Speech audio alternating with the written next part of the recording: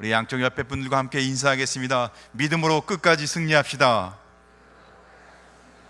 신앙은 하나님을 믿는 믿음으로 끝까지 남아있는 것입니다. 사랑하는 성도 여러분, 잠깐 열심히 믿었다, 아니면 뜨거울 때가 있었다, 과거형이 되면 안 됩니다. 끝까지 믿는 성도 되시길 주님을 축복합니다. 어떤 상황 속에서도 끝까지 예수 믿는 믿음으로 남길 주님으로 축복합니다. 오늘 하나님 말씀 듣는 중 이 말씀이 살아계신 하나님이 우리에게 주는 음성으로 들려 우리가 끝까지 믿음 지키시길 주님으로 축복합니다.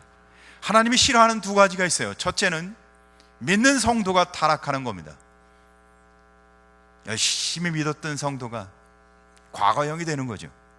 그래서 지금은 열심도 없고 대충 믿고 주일만 지키고, 그러면서도 마음에 찔림도 없이, 아니면 아예 죄악 가운데서 타락한 삶을 사는 겁니다. 하나님이 싫어하세요. 두 번째로는 아예 하나님을 모르고 죄악 가운데 사는, 그러니까 하나님은 교회 안에 있는 사람만 사랑하는 것이 아니라 교회 밖에 있는 사람도 관심을 갖고 사랑하십니다. 하나님 모든 사람이 구원받길 원하세요.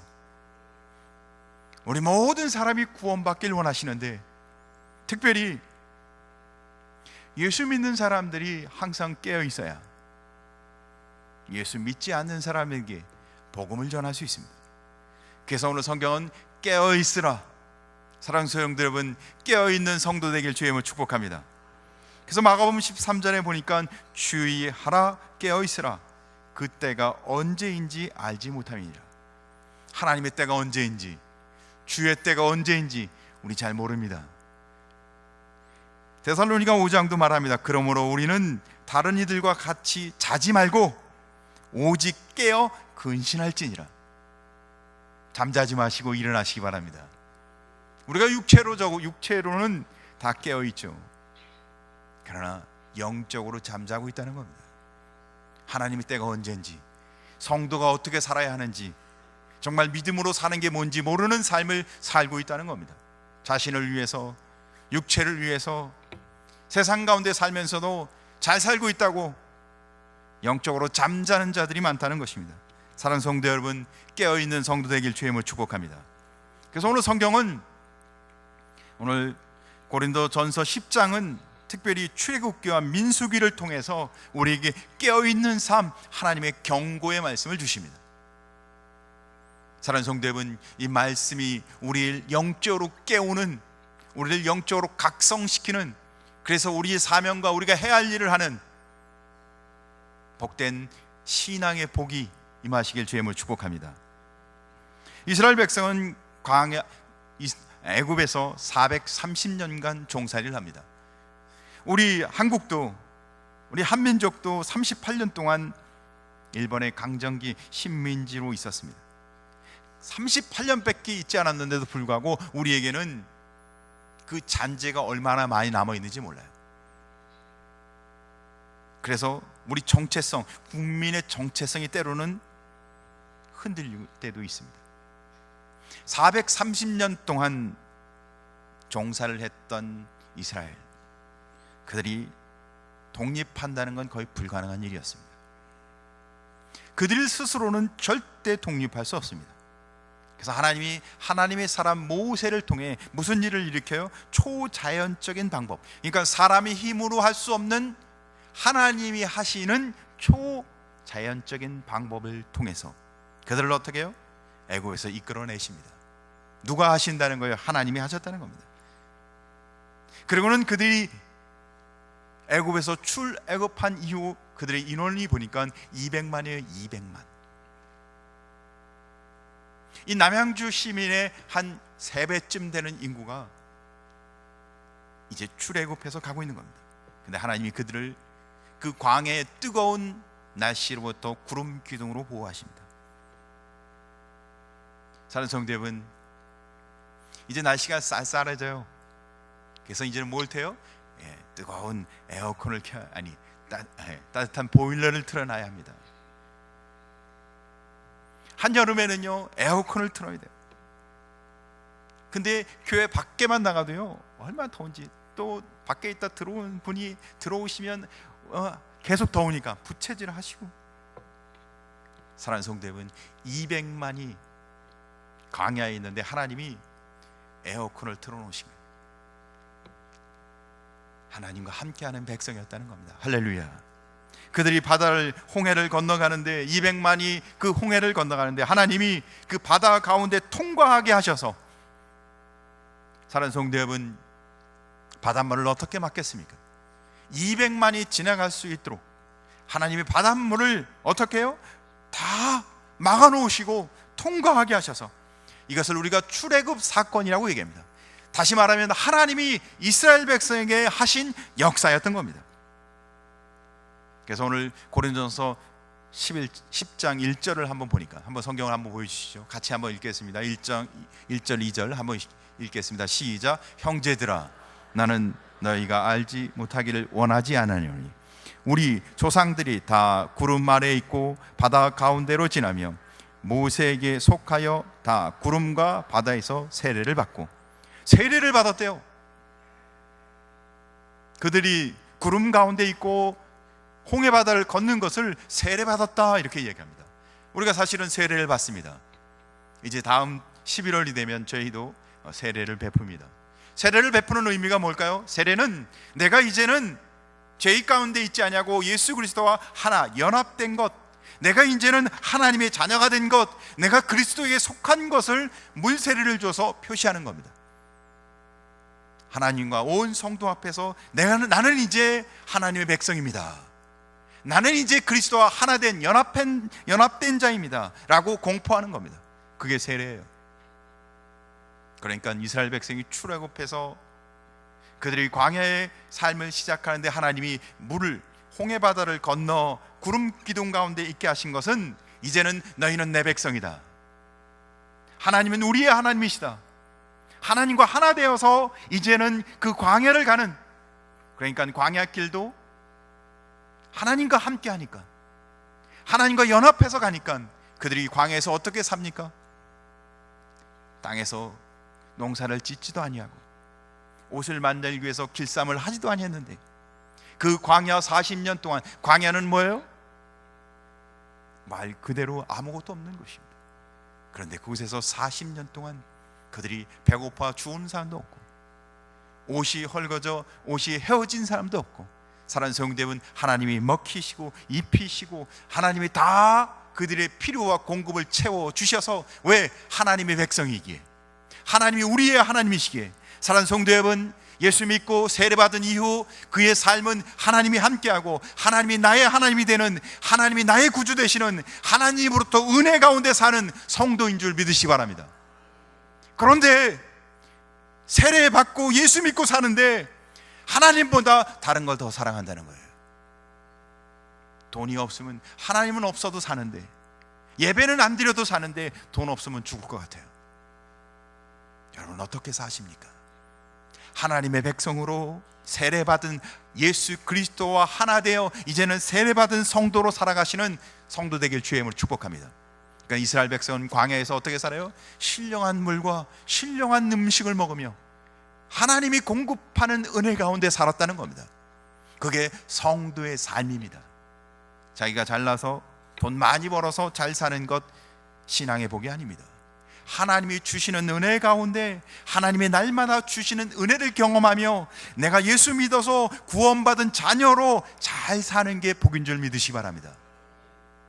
교회는 다니지만 돈 버는 재주가 있어서, 교회는 다니지만 머리가 좋아서, 교회는 다니지만 그동안 삶의 경험이 많아서 잘 사는 것, 이건 절대 신앙의 복이 아닙니다.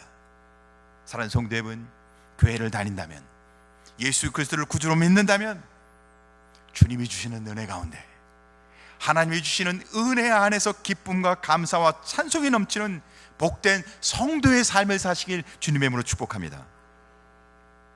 그런데 오늘 성경은 그렇게 내 백성 삼은 이스라엘 백성이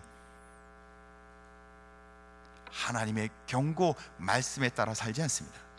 그래서 오늘 하나님의 세 가지 경고를 함께 나눠보도록 하겠습니다.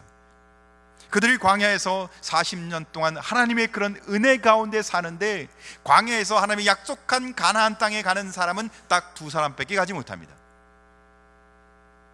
그러니까 교회 안에 많은 성도가 있지만 정말 믿음으로 하나님의 은혜 가운데 살아서 주님이 약속한 땅에 가는 사람은 소수라는 거예요.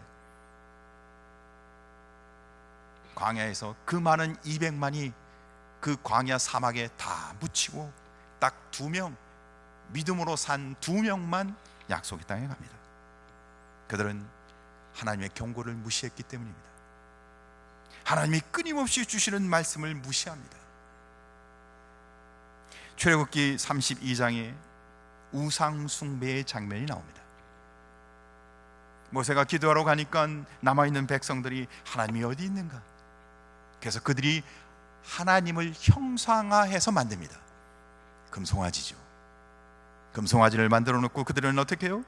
이제 너희가 이 보이는 하나님을 섬겨라. 그리고는 우상을 숭배합니다. 사랑하는 성도 여러분, 오늘 성경은 그 부분에 대해서 지적하면서 고린도전서 11장 7절에 이렇게 기록합니다. 그들 가운데 어떤 사람들과 같이 너희는 우상 숭배하는 자가 되지 말라. 사랑하는 성도 여러분, 하나님보다 더 사랑하는 거 있다면 회개하시기 바랍니다. 하나님보다 더 의지하는 거 있다면 회개하시기 바랍니다. 여러분, 하나님 오늘 경고하고 계시는 거예요. 역사적 과거의 사건을 통해서 경고하고 계세요. 우상 숭배하는 자는 어떻게 되는지. 어떻게 됐다고요? 광야에서 다 죽었다는 겁니다. 하나님보다 더 사랑하는 게 있다면, 하나님보다 더 의지하는 게 있다면, 여러분 회개하고 하나님을 나의 구주로, 나의 구원자로 고백하는 성도 되길 주의 이름으로 축복합니다. 민수기 25장에도 이스라엘 백성이 간음죄를 범하는 장면이 나옵니다. 미디안 사람들이 자기의 힘으로는 이스라엘 백성을 어떻게 할 수 없으니까 미인계를 씁니다. 예쁜 처자들을 이스라엘 사람들에게 보내요. 그런데 이스라엘 사람들이 거기 미혹에 넘어가. 남자는 이쁜 여자한테 약하거든요. 그러니까 이 이방의 화려한, 마음껏 치장하고 마음껏 육체적 미를 뽐내는 이방의 여자들 보니까 마음이 혹하다. 그래서 어떻게 해요? 성적 타락합니다. 하나님이 참다 못해 24,000명을 죽여요. 오늘 성경은 23,000명으로 기록되어 있습니다. 아마 바울이 성경을 기록할 때 23,000인지 24,000인지 아마 헷갈렸던 것 같아요. 그러나 민수기에는 24,000으로 기록되어 있습니다. 사실은 많이 헷갈립니다, 우리가. 그러나 중요한 것은 숫자가 아니라 뭐예요? 음행하지 말라는 겁니다. 성적 타락. 오늘 성경 8절에 보니까 그분에 대해서도 이렇게 이야기합니다. 그들 중에 어떤 사람들이 음행하다가 하루에 23,000명이 죽었나니 우리는 그들과 같이 음행하지 말라. 성경은 우리에게 경고합니다. 뭐 하지 말라고요? 음행하지 말라. 사랑하는 성도 여러분, 음행은 죄입니다. 그런데 죄인 줄도 알면서 우리가 죄를 범합니다. 이 시대에는요, 음행이요 아름다운 로맨스로 위장되어 있습니다. 사랑하는 성도 여러분, 음행하지 않아 하나님 말씀 가운데 살아가는 구별된 성도 되길 주의 이름으로 축복합니다. 민수기 14장도 우리에게 이스라엘 백성이 하나님 앞에 원망하는 사건을 보여줍니다. 이스라엘 백성이 광야에 있는 동안 하나님의 약속의 땅에 정탐꾼을 보냅니다. 12명의 정탐꾼을 보내요. 그들은 말씀에 의지해서 하나님이 주시는 언약의 근거에서 갔다 와야 했습니다. 그런데 대부분은 나쁜 정보를 갖고 와요. 그리고는 백성들에게 이야기합니다. 그 땅은 우리가 갈 수 없는 땅이라고 나쁜 정보를 이야기해요. 그러자마자 그 이야기를 듣자마자 순식간에 이스라엘 백성들의 마음은 싹 변했습니다. 하나님의 은혜 같은 건 기억도 못하지, 하나님이 그동안 주신 은혜는 아무것도 생각나지 않아요. 하나님을 원망합니다. 참 이상해요. 그동안 하나님이 주셨던 그 놀라운 은혜는 하나도 기억이 안 나요. 10년, 20년, 30년, 40년 하나님 앞에 믿음과 신앙으로 살아왔던 건 하나도 기억나지 않고 오늘 이 순간 사건, 그 하나로 하나님을 원망하는 자가 되어버렸어요. 대체 그동안 누구를 믿고 누구를 섬겼고 뭘 근거해서 신앙생활 해왔기에 이스라엘 백성은 어떻게 금세 그 정탐꾼의 부정적인 그 소식에 그들이 하나님을 원망합니다. 이스라엘 백성은 도대체 누구를 믿었고 누구에 이끌려서 광야에 왔던 거예요? 사는 성도 여러분, 환경과 여건이 바뀔지라도, 혹 실망스럽고 이해할 수 없는 일이 생길지라도 내가 믿는 믿음, 그 말씀에 근거해서 흔들리지 않고 변하지 않는 성도 되길 주의 이름으로 축복합니다. 어떻게 한 사건에 의해서 신앙이 바뀐단 말입니까? 그런데 이스라엘 백성은 그렇게 변했어요. 우리도 그렇게 변합니다. 왜 싸워요? 하나님의 은혜를 기억한다면 안 싸우겠죠. 그런데 우리는요, 지금 당장 있는 문제 때문에 그동안 받은 은혜는 다 기억나지 않습니다. 말씀의 언약 같은 것도 기억나지 않습니다. 사는 성도 여러분, 오늘 성경 10절에 이렇게 말합니다. 그들 가운데 어떤 사람들이 원망하다가 멸망시키는 자에게 멸망하였나니 너희는 그들과 같이 원망하지 말라. 사랑하는 성도 여러분, 오늘 하나님의 경고입니다. 왜 하나님 우리에게 이런 경고를 하실까요? 굳이 하나님은 왜 이런 경고를 성경에 기록하셔서 우리에게 이 경고를 듣게 하실까요? 오늘 성경 11절 12절 우리가 읽은 본문 한번 같이 읽어보겠습니다. 11절 12절 시작. 그들에게 일어난 이런 일은 본보기가 되고 또한 말세를 만난 우리를 깨우치기 위하여 기록되었느니라. 그런즉 선줄로 생각하는 자는 넘어질까 조심하라. 사랑하는 성도 여러분, 하나님의 경고를 듣고 하나님의 말씀의 경고를 듣고 이것이 본보기가 돼서 나도 넘어질 수 있다는 사실을 깨달아 깨어있는 성도 되길 주의 이름으로 축복합니다. 사랑하는 성도 여러분, 말세가 가까울수록 우리는 영적인 깊은 잠을 잡니다. 문제가 없고 평안하면 아무 일이 없는 것처럼 생각하죠. 돈 잘 벌고 건강하고 자녀들 잘 되고 결혼 잘하고 난 문제가 없어. 사랑하는 성도 여러분, 육체적 문제를 문제로 보는 것이 아니라 내가 정말 말씀대로 성도답게 살아가는지 깨닫는 성도 되길 주의 이름으로 간절히 소원합니다. 성도는 성도답게 살아야 하는 거죠. 하나님 우리를 구원하실 때는 우리에게 성도다운 삶을 살기를 원하시는 겁니다. 영적인 잠에서 깨어나시기 바랍니다. 근데 우리는요, 돈 없이 살기가 참 쉽지가 않습니다. 돈이 있으면 좋아요. 저도 누가 돈 주면 참 좋더라고요. 돈의 유혹이 그만큼 강력하다는 얘기를 말씀드리는 겁니다. 사실은 없어도 살 수 있는데 있는 게 훨씬 좋은 거예요. 유혹이 얼마나 강력한지 모릅니다. 쾌락, 즐겁게 사는 것. 쾌락을 하니까 우리가 좀 이렇게 단어가 죄 짓는 단어 같잖아요. 그러나 우리는 그것을 어떻게 바꿔서 우리가 사용해요? 행복한 삶. 말씀대로 사는 삶이 아니라 행복한 삶. 사랑하는 성도 여러분, 많은 사람들은 돈, 행복한 삶, 그리고는 자기의 꿈을 이루는 삶, 좋은 표현으로 다 했습니다. 돈은 우상입니다. 쾌락, 행복한 삶이 아니라 쾌락을 즐기는 삶을 사는 거죠. 꿈을 이룬다고요? 야망이죠. 자기가 뭔가를 이루고자 하는 야망. 사랑하는 성도 여러분, 우리가 하나님보다 더 사랑하는 게 있다면 우상입니다. 하나님보다 더 의지하는 게 있다면 우상입니다. 우리는 성적 타락, 요즘은요 미디어마다 이 성적 타락을 어떻게 묘사하나요? 로맨스예요. 나도 한 번쯤은, 아무도 모르게 한 번쯤은, 우리 모두가 비켜갈 수 없는 이 성적 타락. 결혼하기 전에 우리가 아이를 가지면 요즘은 아주 기쁜 마음으로 축복해 주죠. 이야, 살림을 하나 미리 준비했네. 그러나 성경은 잘못된 길이라고 이야기합니다. 그러나 우리는 더 이상 그것을 잘못이나 죄아시라고 더 이상 이야기하지 않습니다. 이제는 좋게 표현해주고 도리어 잘 됐다, 그래.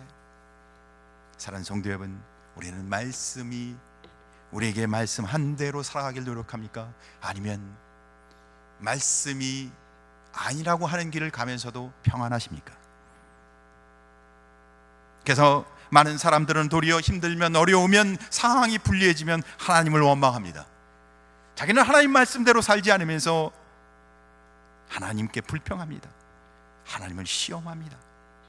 그래서 하나님이 말씀대로 하시는 경고에 대해서 믿지 않아요. 성경은 성경대로 우리 안에 그대로 이루어지는 줄 믿으시기 바랍니다. 근데 우리가 안 믿는다는 거예요. 성경이 오늘 뭘 우리에게 경고하고 있어요? 구약에 있는, 과거에 있는 역사적 사건을 그대로, 이것이 사실인데 그렇게 살면 망한다고 이야기하며 경고하고 있는 거예요. 그러니까 성경대로 살지 않으면 망한다는 겁니다. 그런데 우리가 성경을 안 믿어요. 말씀대로 일어난다고? 그런 일이 정말 일어날까? 다른 사람에게 일어나겠지. 나는 그런 벌 안 받을 거야. 나는 그렇게 안 될 거야. 성경이 정말 사실대로 일어난다고? 아니야, 현실은 그렇지 않아. 사랑하는 성도 여러분, 성경은 분명하게 이야기합니다. 오늘 경고합니다. 성경에 말씀한 대로 이루어진다는 겁니다. 무슨 뜻인가요? 깨어나라는 거예요. 이 경고를 듣고 말씀의 자리로, 신앙의 자리로, 주님이 우리에게 말씀하는 대로 순종하는 삶으로 우리의 삶을 돌이키라는 것입니다.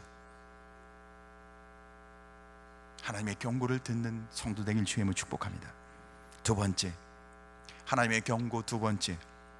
하나님의 경고 두 번째는 우리가 당장 눈앞에 보이는 어떤 사건을 통해서 성경이 현실적인 경고로,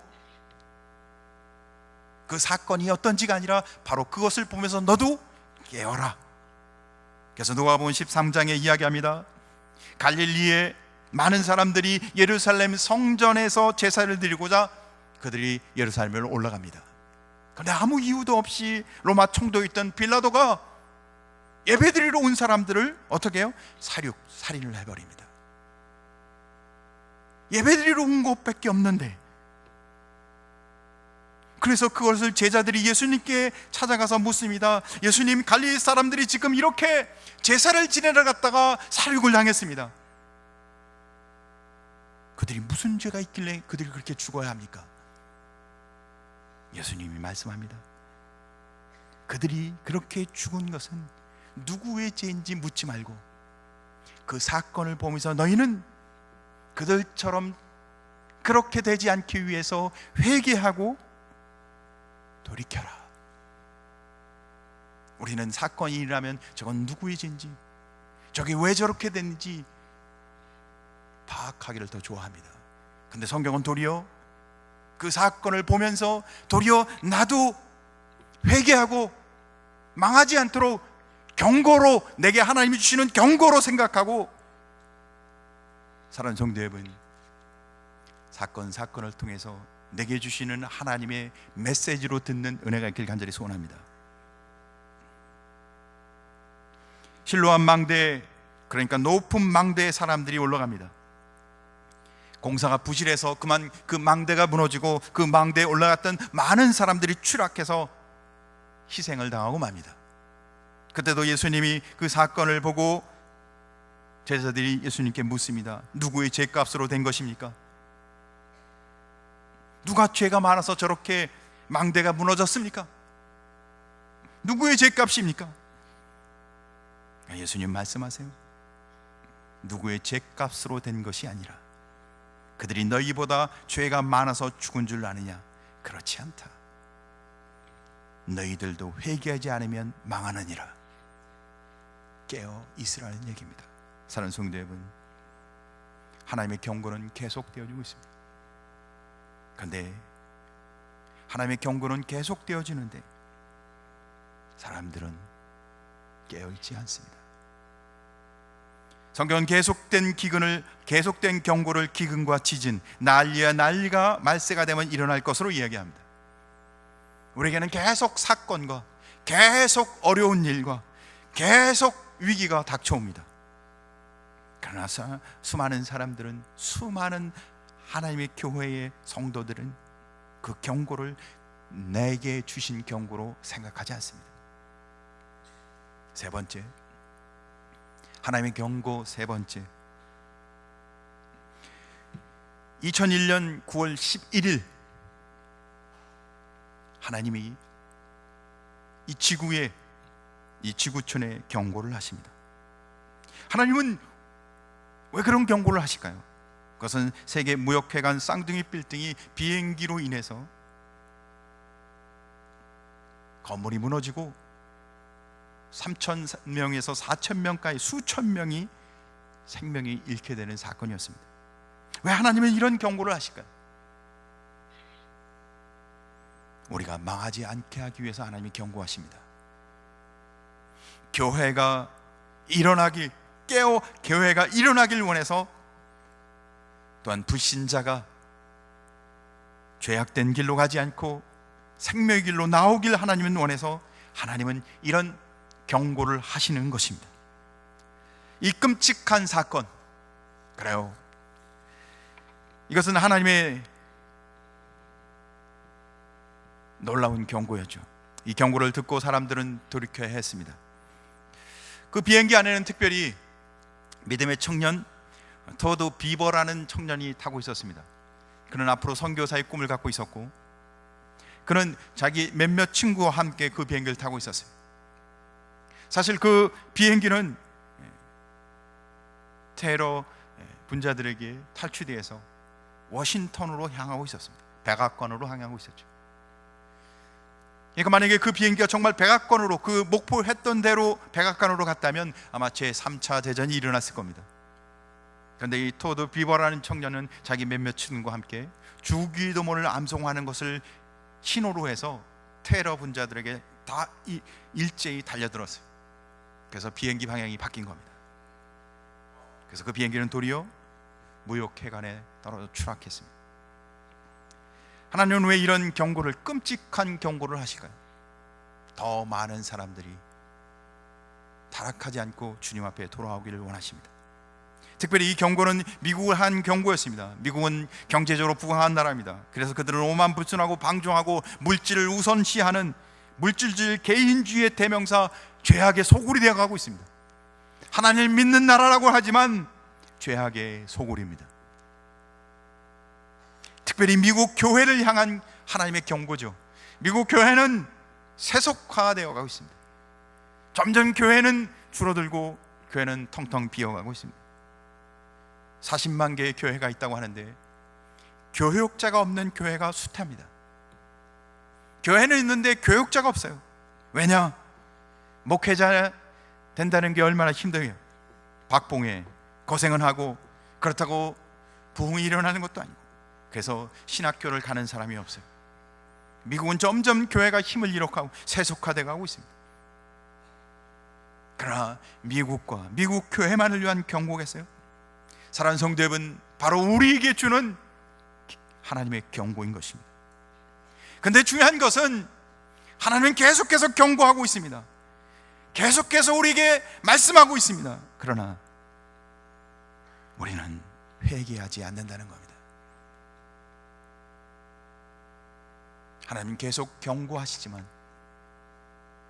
우리는 깨어있지 않는다는 겁니다. 경고를 듣지 않고 돌이키지 않으면 망합니다. 안타까운 것은 경고를 듣지만 잘 그 경고를 수용하지 않습니다. 그래서 사람들은 경고를 듣지만 어떻게 해요? 그는 옛날 이야기잖아요. 그거는 남의 나라 이야기잖아요. 아니, 제 이야기가 아니라 다른 사람 이야기잖아요. 쌍둥이 빌딩 10개가 무너져도 꿈쩍하지 않습니다. 미국의 이 쌍둥이 빌딩이 무너지고 18,000명이 모였던 교회에 그 다음 주에 25,000명이 모였다고 합니다. 일시적인 거죠. 우리도 남북 간의 긴장 관계가 되면 일시적으로 사람들이, 근데 우리는요, 지난 남북 간의 긴장, 굉장히 막 전쟁이 일어날 것 같은, 그래서 군인들은 막 다 초비상이 걸려갖고 뭐 굉장히 그 아주 그 비상 그 경계령이 아주 굉장히 전쟁 수준에 이르기까지 굉장히 긴박한 상황이었지만, 우리 보통 사람들은 어떻게 해요? 전혀 긴장하지 않았습니다. 왜? 그만큼 무뎌진 거죠. 여전히 우리는 기도하지 않습니다. 내가 굉장히 바쁘고 분주합니다. 전쟁증 같은 건 잠자고 있습니다. 흔들어도 깨어나지 않습니다. 하나님은 계속 경고하는데 남의 얘기처럼 들립니다. 내 얘기가 아니에요. 우리가 보통 담배를 보면 요즘 담배 해악성에 대한 경고가 적혀져 있습니다. 그뿐만 아니라 경고 문구 정도 갖고는 되지 않습니다. 그래서 어떻게 해요? 아주 끔찍한 사진을 거기에 게재해 놨습니다. 그걸 보면 심한 사람은 이렇게 토할 정도로 아주 끔찍한 사진을 붙여놨어요. 수많은 사람들이 매년 담배 때문에 죽어가고 있습니다. 그러나 사람들은 담배를 쉽게 끊지 못합니다. 경고를 해도 사람들은 남의 얘기처럼 듣습니다. 왜 도대체 하나님은 듣지도 않는데 계속해서 경고하실까요? 사람들은 잘 변하지도 않는데 하나님은 계속해서 경고하십니다. 하나님은 우리를 사랑하십니다. 할 수만 있다면 하나님은 그 잘못된 길로 가고 있는 자기 백성이 돌아오기를 원하십니다. 가슴을 찢으며 눈물을 흘리며 우리에게 경고하고 계시는 겁니다. 아버지가 자녀에게, 자녀가 잘못된 길로 갔을 때 그 아버지가 눈물을 흘리며 그 자녀에게 그렇게 되면 안 된다고 고함도 치고 소리도 지르고 또 경고하고 또 경고하는 것처럼, 하나님은 우리에게 우리가 잘못된 길로 가서 하나님의 그 영원한 은혜를 누리지 못할 것을 볼 때 얼마나 안타까운지 또 경고하고 또 경고하는 사랑의 하나님이십니다. 그래서 우리 출애굽기 사건을 통해서 우리에게 말씀해 주시는 거예요. 그들이 광야 40년 동안 있는 그 과정 속에서 200만이 그 사막에서 다 죽고 단 2명만 약속의 땅 가나안으로 갑니다.